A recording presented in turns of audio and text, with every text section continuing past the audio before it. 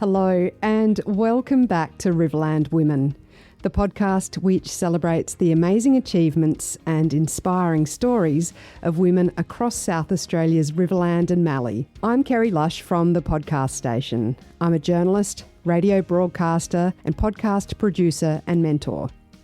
In this episode of Riverland Women, we meet Caitlyn Larssen from Berri.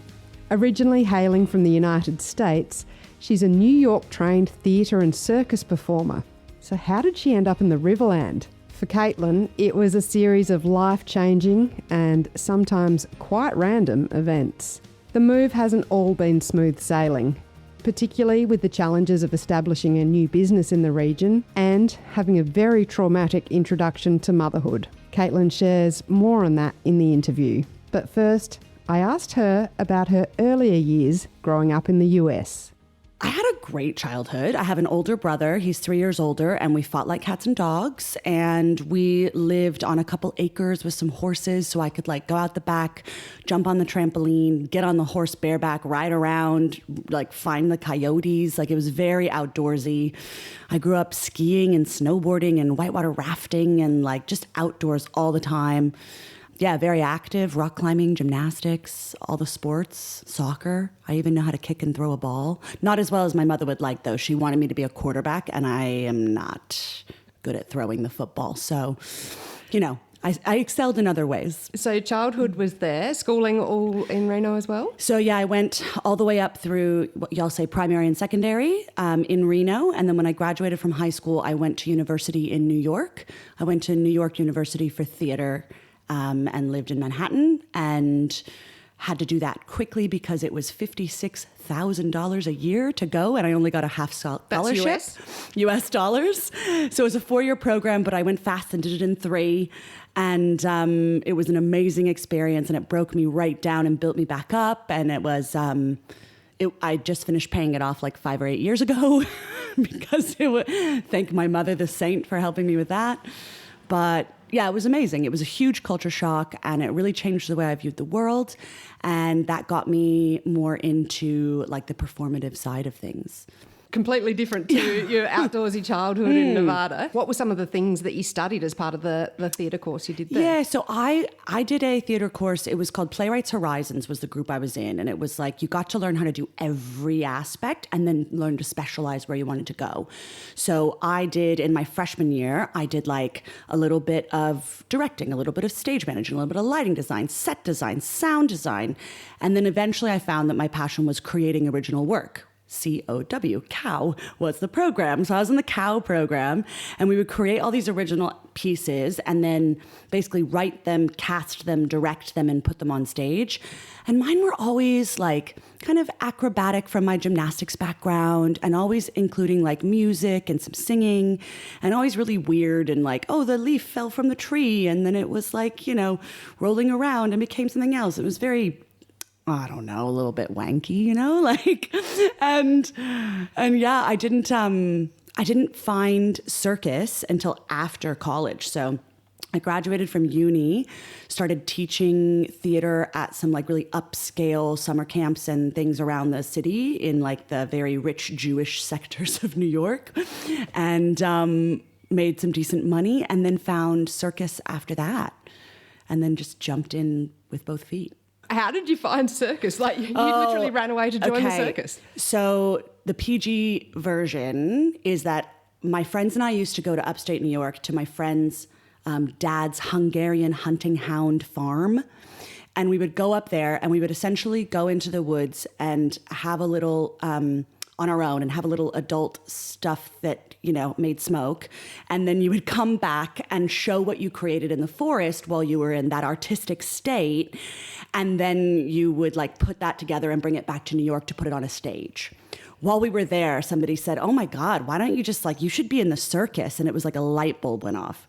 I came back to New York. I found Trapeze School New York, which had flying trapeze on the river, on the Hudson, and a whole bunch of other circus classes. And I threw $500 at it and just tried everything. And by the end of that, I was I'm going to circus school.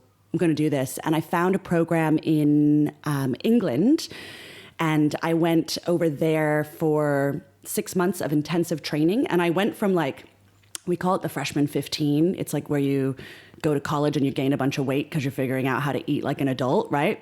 And so I went over there like definitely carrying more weight than I should have been, definitely not how I was as a gymnast, not strong, not like capable physically, and just got whipped into shape.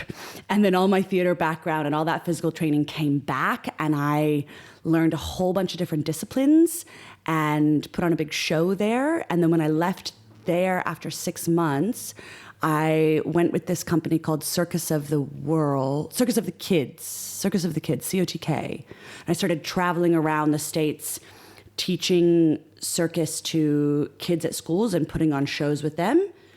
And that was like my first job in circus, and it was horribly paid. It was $200 a week, which was not even covering my college loans. So eventually, like I left that and went to work at a summer camp that did flying trapeze, and that became my big thing. I worked with this man named Peter Gold, who was this amazing man in the flying trapeze world, and he also used flying trapeze as a way to like navigate trauma. So we would go to this place in Rhinebeck, New York that people would come to take all these crazy classes like Ashtanga yoga, convening with the dead, learning about veganism, and flying trapeze through trauma. And we would like help people over the week like climb the ladder and let go of their trauma and have our therapy time on the ground. And it was just ridiculous and lovely and physical and mental and emotional all at the same time. I did that for a while. I did that in Florida. I did that in New York. I did that all over states. I just traveled a lot. And I specialized in flying trapeze for many, many years until my shoulders told me that I could not anymore. And then I started doing a lot more of what I do now, which is static aerial arts, which is like a trapeze or a silk or a lyra or a rope. And I started doing a lot of that at different schools that also had flying trapezes. So I would teach all of the aspects, and then eventually I ended up running a trapeze school in New York, but in Puerto Rico. So I opened their first school with them and was like the head lackey for the first year, and then came back the second year as the manager. And then that did not go well eventually, and that closed down. Gosh, I can't even remember if that was when we came over here. I don't even know. The timeline is very murky in my mom brain. So Mexico, that would have been So amazing. we did everywhere. Like I've taught circus and performed circus in, like I also did Club Med, which do y'all know what? Yes, there used to be a Club Med here. Resorts, yeah. Yeah, it's a French company. So I went back in the day when I was in the flying trapeze world. I actually married a guy to give him his visa. So Paul, my ex-husband, but at that time was my husband, we went to the Caribbean for Club Med, and we were in Turks and Caicos for a season, and it was literally just like up at 7 a.m., go and be with the guests. Don't show that you're married. You have to appear single at all times. So you're attractive. Exactly. Yeah. So that you like appear available to the guests. Yeah. Like you don't have to do anything. In the 80s, you did have to do things, or you would get like drinks if you did things. But in the 2000s, it was like just appear available, like flirt and be pretty and nice. And you'd have to like sit with the guests. You couldn't sit with anybody else that was like a worker. And you sit with the guests, you go and teach your trapeze classes, you teach your trampoline, you'd go by the pool and dance the crazy sign numbers at the lunchtime, go and train for the show, have your lunch, go back and do more classes in the afternoon, train for the outdoor show, go to dinner with the guests, go do your show on stage, go be at the bar till at least 11 p.m., otherwise you get in trouble, and then do it all again the next day. That sounds exhausting. It was so exhausting. It was also incredible. We were on the beach. You make lifelong friendships. You're young, you're in your 20s. You're exhausted. You're super tan. You're super fit. There's a lot of drama. This should be a TV show for sure. And yeah, I only did that for one season as well, because even though it was amazing and fun, I was like, this is not getting me anywhere. This was great. This was wonderful. And now I need to make a real living and figure out how to like forge a path in the circus world. So yeah, that was when I started trying to work in the more established companies, and then started just having my own company, Fit to Fly, out of the States, which was mostly like retreats, aerial retreats. People would come and they would come to me for like a weekend, and we would do like 10 or 15 people all in one share house and do like intensive workshops for the whole weekend. And I think my MO is just working myself to the bone. Like I would work like from 8 a.m. to 10 p.m. teaching classes all day long in the hot sun for 3 days in a row. But I would make bank and I would get really great, results with my students. And then they would come back and they would come back. Tell others and snowball from there. Yeah, it just kind of spiraled on. So, yeah. And then I came to Australia about 10 years ago, I think. And I was dating a guy. So I eventually divorced the one that married me for a visa. Actually, we broke up at Club Med because he cheated on me. And it took 4 years for the divorce to finalize. And then I was dating a guy who was much younger than me and very lovely, very into flying trapeze. And I said, look, I can't just stay in the States. If you want to be with me, we have to travel internationally. I've been to 3 places in the 2 years we've been together. I'm done. Get your freaking passport and go somewhere. And I was like, we can go to all these places. We can get visas, all these places, and they have Circus. And he chose Australia. And I was like, how boring. You chose Australia because they speak English and you're afraid of France or South America. I was like, fine, you chose. That was what we said. We'll go to Australia. So we came on a working holiday and we came to Sydney and we traveled up the coast with Lennon Brothers Circus. And basically we were hired on to help their flying trapeze troupe be a little bit more high level and like train them while we were flying in the show. It was lovely and also just not my thing. Really great people, mostly. There was a little bit of like jealousy and weirdness. And like in the first week, the catcher's girlfriend didn't like that I was the flyer. And so he dropped me and I got a concussion and like circus. Bit hardcore. Circus drama, yeah. And I was like, I'm not into this kind of world. So I did it for a while and then they didn't need us after their like first 3 months of their tour or something. So we came to Melbourne and started working with a flying trapeze school there. And then my boyfriend at the time was like, oh, I got a job for 2 weeks back in the States. I'm going to go back. I was like, I'm not going back. We just started our visa. He's like, I'll wait for you. I was like, okay. And then, broke up with him and stayed in Australia. Did another run with a different circus for a bit, doing swinging trapeze and Spanish web, which is essentially where you like put your hand or your foot in a loop and they spin the crap out of you. And both those acts made me vomit. So I would literally do an act, vomit in the trash can, change costumes, do an act, vomit in the trash can. So after that contract, I was like, I'm done. And I went back to Melbourne and I was like, I like it here. I'm going to try to stay.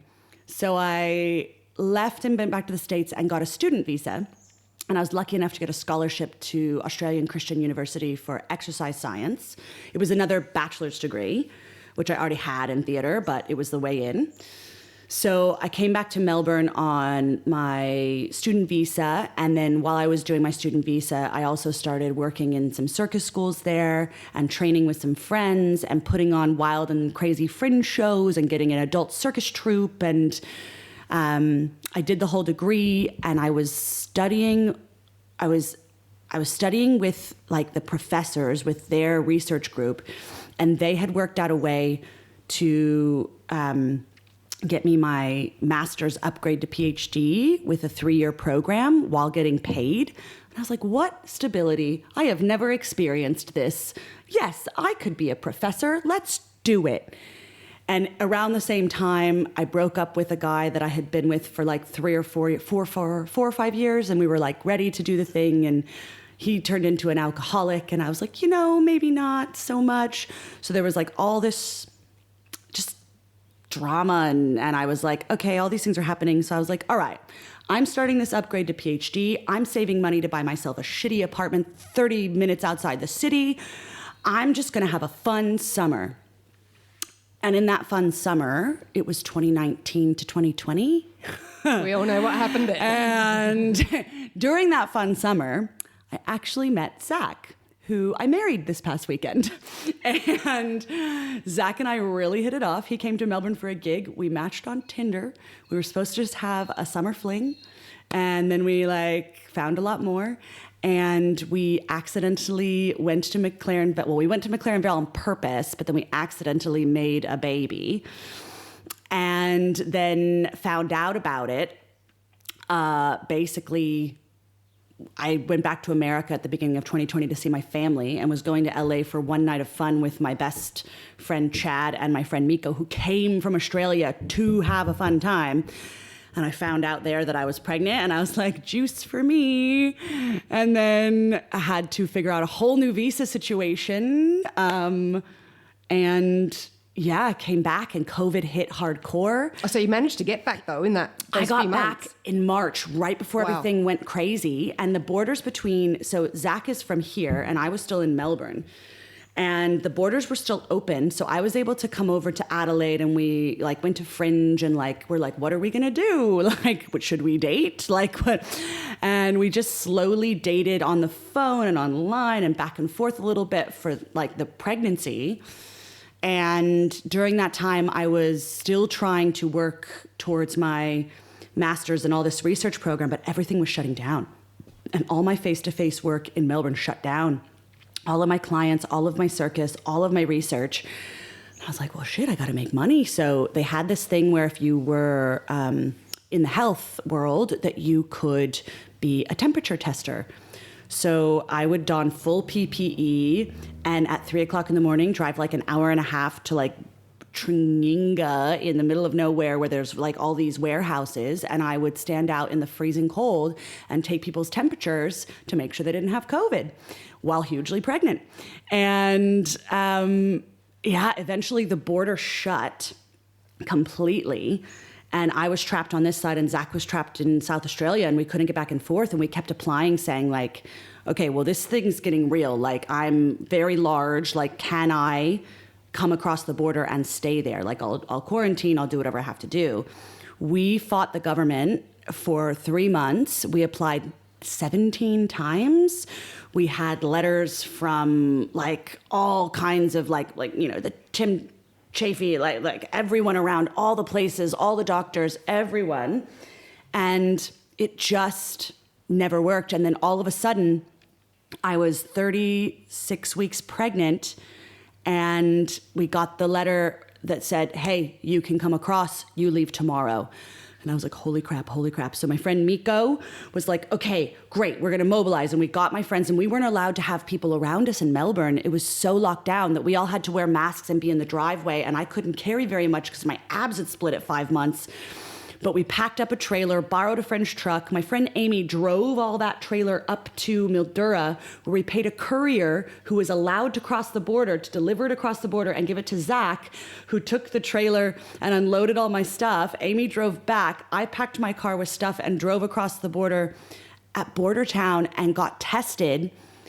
And then they made us drive in a line with police vehicles of the first 10 cars to cross the border. And it was still a 3.5 hour drive. And I was like, are we stopping on the way?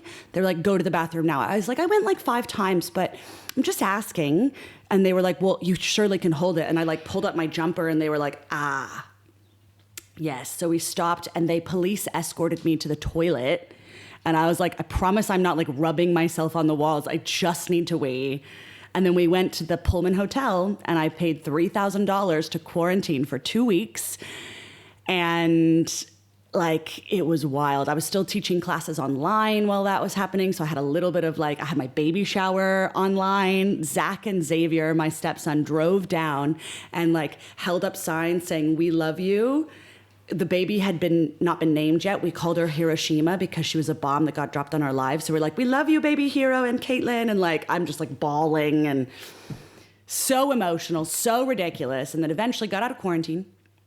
South Australia was not quite as crazy as Victoria. So got out of quarantine, got to go places without a mask, came up here, saw a doctor for the first time in real life in my pregnancy because I'd been measuring myself and just chatting to my midwife friends and being like, is it alive? Are we okay? So no scans or anything? anything? No, I got 1 scan at 5 months.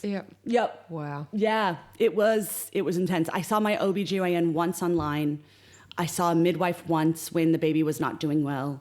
But luckily, one of my really good friends is a midwife. And I was like, Shauna, she's like, put your feet up, drink a glass of water, stay on the phone with me. I was like, okay, oh God. And I was really good at being pregnant. So that was fine. When they told me I couldn't get pregnant naturally, all the doctors, and then it just happened, and then I was really good at it. And then the baby came out up here, and we named her Imogen. and that was horrendous. I will never have another child. It was bad. It was a long process, some bad things at the hospital, and then an infection came back, and then they didn't believe me, and I was like going into like seizures, and they were like, you just want the drugs. I was like, I don't want any drugs. Just take out the infection. And then, what happened? And then they left placenta inside me as well. So 12 weeks later, I was still bleeding, and they were like, oh, guess we better go back in for that. So it took a really long time after having the kid to come back to Circus, which is like my mental clarity. And during that entire time, I was obviously not working. Came across the border, taught classes online, stopped working entirely. Bought this house, renovating while 9 months pregnant on a ladder stripping wallpaper because they were like, it'll help the baby come out. I was like, anything to help the baby come out. And yeah, then it was like COVID, and it was like, how do you make friends? How do you start a face-to-face business when the world is still halfway shut down? So yeah, Emmy was born in the end of 2020. And then I didn't even try to start real Circus until like late 2021. How were you going mentally in that time? That's a lot to take on in a short period. It was awful. Like big life events. Yeah. Massive. And I have never really had mental health challenges, or at least ones that I like addressed or like noticed.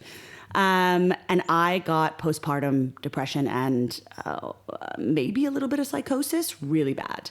And I went to the doctor, and they put me on some SSRIs, and that was okay, but I felt like very blah and nothing. There were no highs, no lows, and I'm a very high and low person. Like, I really enjoy being very happy, and my lows are very short generally, and I can pull myself out, and it was just blah. No happy drive, no sex drive, no drive at all, like just blah. And so then it took me, I was on them for 6 months, and it was good because at that time I was also self-harming quite intensely in terms of just like bashing my head, my hands, my arms, anything, because Imogen, we didn't know that she had a lot of allergies. So they couldn't diagnose it yet. She was allergic to eggs, milk, and pistachios and cashews. And she was still breastfeeding at the time, so everything that I was eating was killing her. I was on all these crazy diets to try to figure it out. She was scratching herself so much, even in those little like onesies with the hands held in, that she was bleeding. So at night, like I was like, I'll never co-sleep. Bullshit. I co-slept the whole time, and I would hold her arms down under me while she slept, and then she'd wake up and have boob and then go back to sleep. And it was like a million times a night, and I was so sleep deprived and so angry at myself for being so bad at something that I thought I would be good at, that like, you know, if she wasn't doing well, then I wasn't doing well. And I'd be like, and then Zach would try to help, and then I'd be like, no, I'm terrible. And I would like bash my head against the wall. So the SSRIs, I think, helped a little bit in leveling sort of? Yeah, like mollifying that a bit. But I hated them. And it took me 6 months to get off them. It was giving me vertigo to get off them, because getting off them is like a really long weaning process as well, even though I was on the smallest dosage. Brain zaps and all of that stuff. Oh, mate. And, you know, there's been so much research that says, like, all of these natural things actually are almost more effective than the SSRIs for many people. Those, I think, it just depends on how your brain works, and there's not enough research for it. So for me, they were not great. And I got off of them. And then it was still a long journey. And Zach, bless his heart, he hung in with me the whole time and dealt with all of essentially my crazy, because I was just not in a right state of mind. And very slowly, like during all that time, I was still able to start my circus business and get it off the ground and get teaching at OLOR and be teaching 2 to 3 days a week. And really, you know, I have a good, as a mom and a woman, we compartmentalize pretty well. So I could compartmentalize for work and then come home, and poor Zach had to deal with the mess that I was. And yeah, eventually, I would say only in the past year or so have I really felt like I've gotten a handle on all of, like I was still having ups and downs with like self-harming and mental health, seeing lots of different therapists and psychs, having bad times trying to figure out the right one for me. Like one of them early on was like, I'm sure she was trying to help, but she said, well, your daughter feeds off of your energy. So everything that you're doing is affecting her. So she's upset because you're upset. So it's your fault that she's feeling this way. So just add that extra guilt to you. Yeah, great. Right? Yeah. It's like, yes, so helpful while I'm like bashing my head against the wall. Do you understand? Like, and she was a mom. And I was like, I don't get how you could say that to somebody. I get it in hindsight. I understand what she was trying to say. But like, you know, when you're in that hole, you have to like slowly crawl out of it. So now I have like, I'm in better shape than I was pre-pregnancy because I have found that going to the Muggle gym is non-circus, normal people gym, and lifting up the heavy things and putting them down and walking on the treadmill is a good thing for my health physically and mentally. So I try to make that a priority. And it's also helped with my circus world with my injuries. And I read fantasy books. And I try to get up before my children and have my coffee and my fantasy book with morning sunshine or my feet in the grass. And just really, I've really tried to hold on to those bits and try to get my sleep and all the things. And I'm a very extroverted introvert. So having those bits of recovery time is the only way I can be that on personality to get myself through the rest of the day. You've had to do a lot of work. Yeah. I'm really good at hard work. Yeah. But it takes a lot to get yourself in that headspace to actually want to do the work. Yeah. In the hard times, I was planning my escape. I wasn't planning suicide. I wasn't planning an end, but I was like, I am a terrible mother. I am a terrible partner. Zach deserves better. My child deserves better. We had a friend, bless her heart, she's moved off with her son Joseph, but Casey was there at the beginning, and she was so lovely and so level-headed. She's a Kiwi and like just sweet. And like I met her at the gym. I had a whole plan in my head because she was single. I was like, you're going to replace me. And you're going to be with Zach, and I'm going to go, and it's going to be better for my family, and everyone will be fine. And I had that plan for months and months and months. And like, that's not rational in any way. And she didn't want that plan. I never told her about the plan until like way later. But like, you know, like, she didn't want the plan. Zach didn't want the plan, but I was like, no, you guys don't understand. Like, I'm terrible, so I know what's best. And that whole like, how powerful your mind can be when you're that far down. And hormones, man. And things just spiral. Absolutely. So, yeah, I think matrescence is a very real thing that is not, like, we only started studying women like 30 years ago. We still know nothing. All the studies that are like, this is for you. It's like, no, that was on a man. You don't actually know. You know nothing about us. So I think we're still really figuring out how we can have children and then find ourselves again. Because essentially women back in the olden days, that was all you did. You had children and you had children and you had children and then you died. Like, and you went through menopause and then you died. Oh my Lord, if you got that far, right? Like you could, yeah. So I always thought I would have 2 kids, and I was very lucky to get a bonus child in Xavier, and I don't want a minivan. And after the horrendous experience of birth and postpartum with Immy, like, I'm good. And everyone's like, have another one. And I'm like, no, I could not handle it. My family could not handle it. And honestly, financially nowadays, we cannot handle it. I want to be able to do things with my kids. I also would like my own circus school, which, you know, like we chatted about earlier, is like $1 million. So I just, you know, I think we have other goals these days. We want motherhood, and we don't just want, well, some people might just want one, but I want motherhood and. So that's what you've been working on in the last few years. You've set up Fit to Fly and expanded. You've put on performances, you're arranging events or event management. Like, how did that all come about and grow? So Fit to Fly was a very slow roll. I have started circus schools in many other places, mostly cities. I have never worked this regionally before. And the Riverland it's its own little pocket. Like, this is where marketing goes to die. I do not understand it here.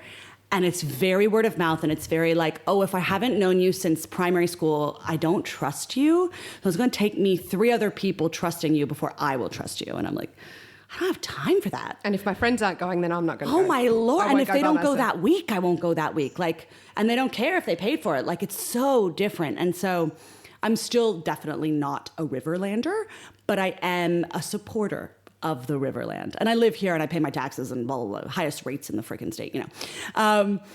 But I think I have built a small little world. I call Circus the island of misfit toys.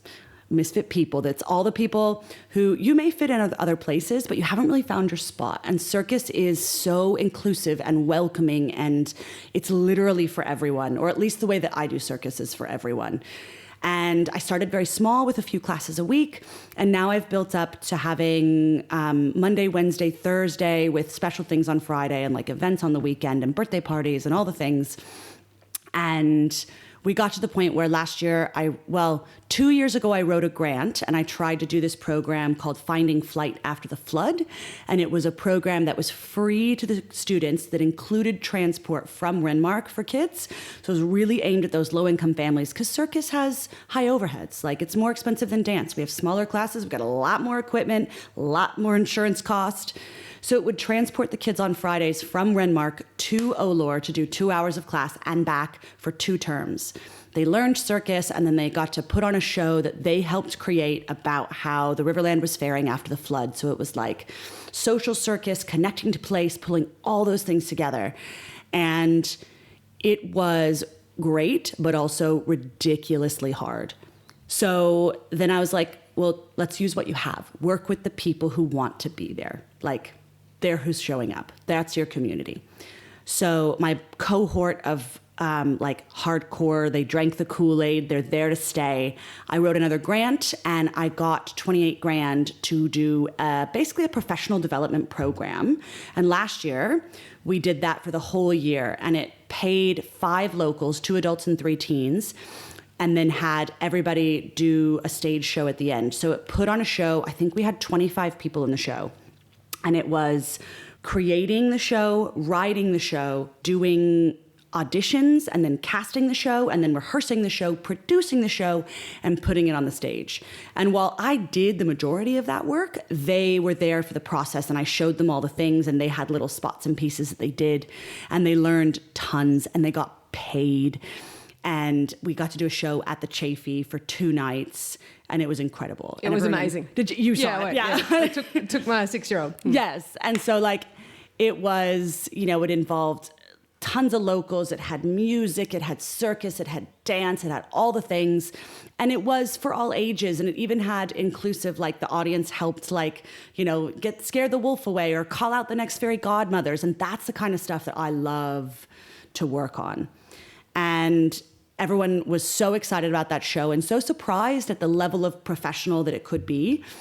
And I'm like, well, I haven't gotten my chance yet. I've moved to the Riverland, I've created a community, but I'm building everybody from the bottom up. When I lived in cities, I got people who already knew how to do stuff, and I trained them at a high level. I didn't teach beginner classes until I came here. And then I had to write a whole curriculum from the bottom and be like, oh yeah, I forgot about that one trick that could help you do this higher level one. So yeah, so I think the goal is to keep creating performance opportunities, but then also try to get our school our own space. So this year we're doing a performance, a gala in August. It's based on The Night Circus, which is a book by Erin Morgenstern about a magical circus that appears at night and then disappears at dawn. And it's all black and white, and it's very elegant Victorian. So we'll do a gala at Olor for 2 nights, and it'll be a fundraising show. So that's kind of where we're going with Circus. And then Circus wasn't making as much money as I wanted it to originally. So back when Rustin's was a thing, they were looking for an event manager, event coordinator. I applied for that role. I got to work for them for a glorious 6 months before they unfortunately had to close. And I got to put on the first Valentine's Day cabaret, and everyone's like, oh my gosh, this is so cool. We want more of this in the Riverland. And I was like, well, then you have to show up. That's all there is to it. You have to buy tickets and you have to show up. And then doing that, we were working on Rustin's Fest, which never happened for the 2nd year.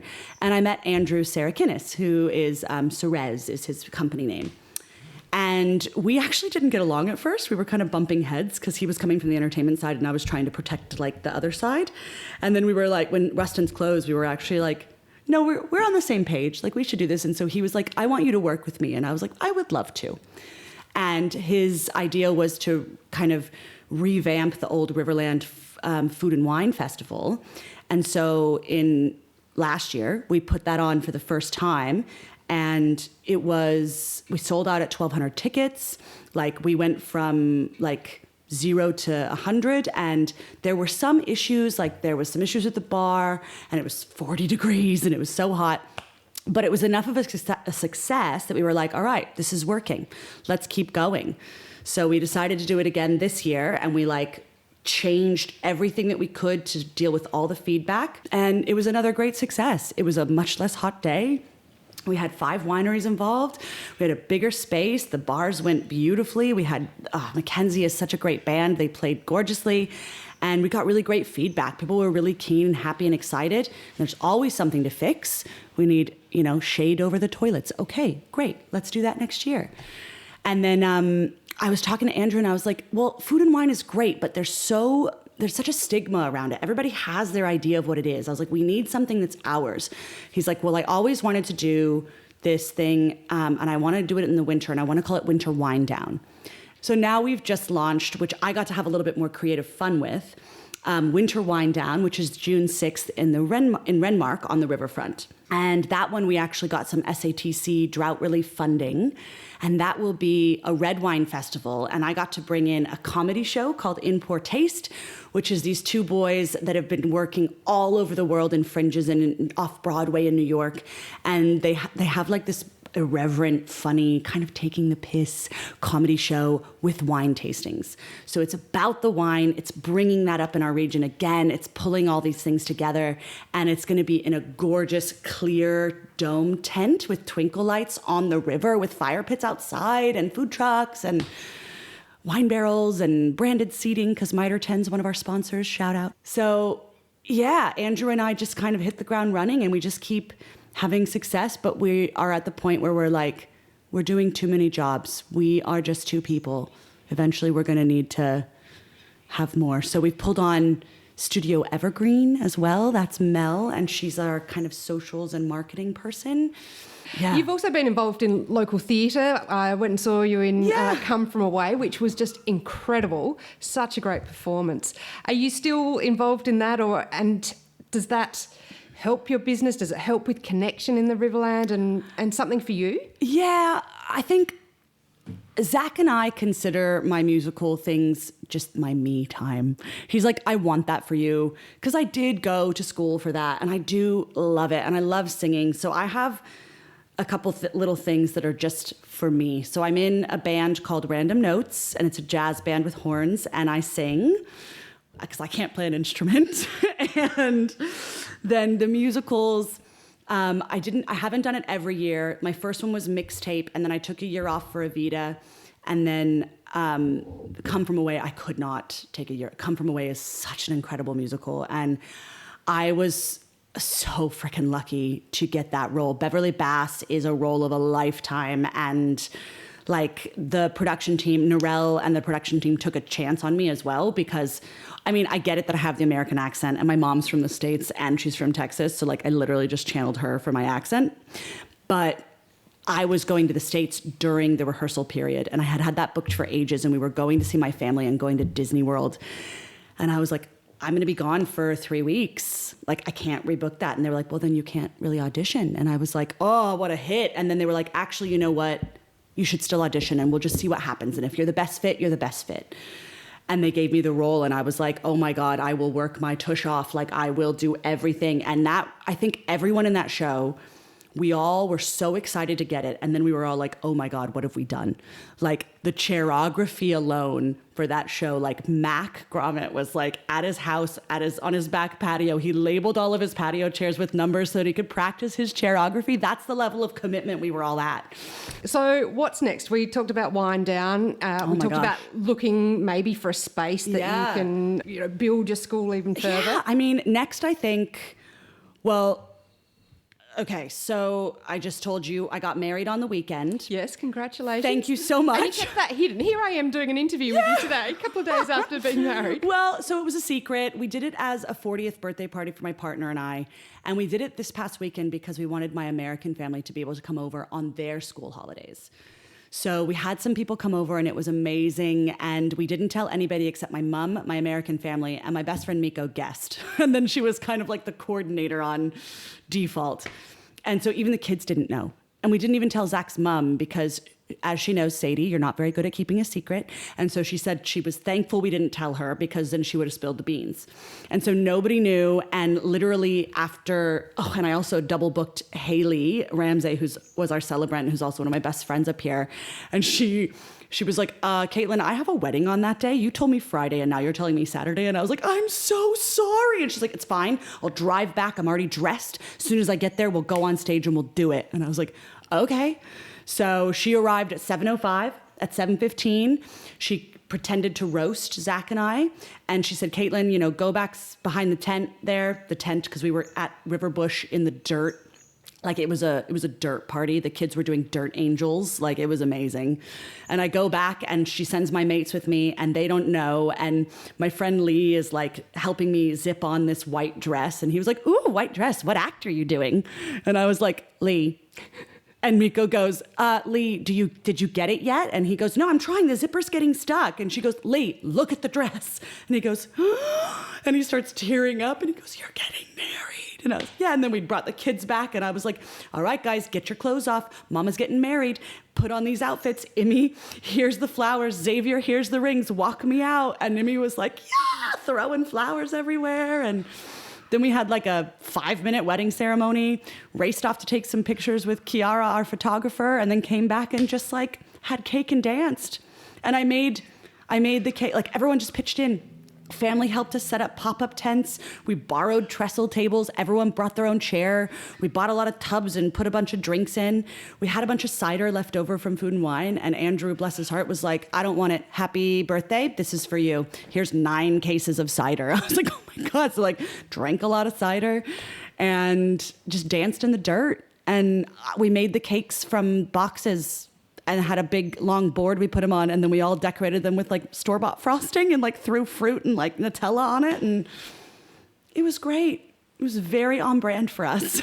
Thank you so much for sharing your story, and all the best with Fit to Fly in the future and whatever else might come your way. You never know. You never know. Thank you so much. We appreciate it. That was Caitlyn Larssen from Berri. Thanks for listening to Riverland Women. I'd love it if you could share this episode to help more people find the podcast. You can also follow Riverland Women and my business, The Podcast Station, on Facebook or Instagram, or check out my website at thepodcaststation.com.au.